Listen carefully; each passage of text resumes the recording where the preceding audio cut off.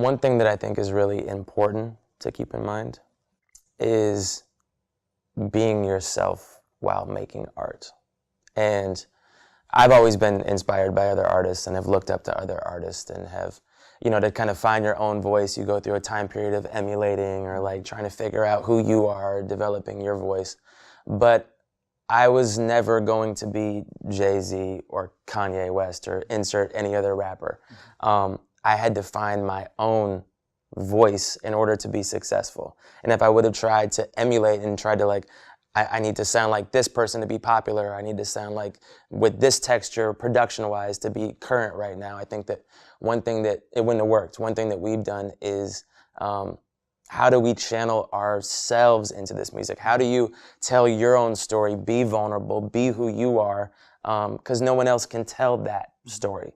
And I can't tell somebody else's, but I can tell mine. And I think that one thing that we always are striving to do is to strip away layers to get to our own truth. And what people in the industry are doing, we've had a tendency to kind of want to go the other way because that's who we are as humans. Well, I think just to add on to that, I think it's easy to look at the internet right now and the tools right now, the resources people have to market themselves, and it's at an all-time high in terms of your ability to, for the most part, freely market the art that you're making out to people. I think that the inverse and the challenge that comes with that is that there are way more artists and there are way more things being marketed constantly.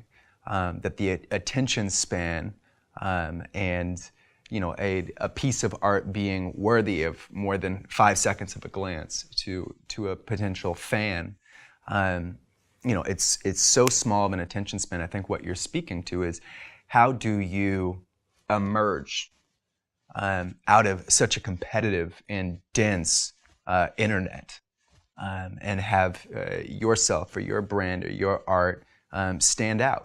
And I think that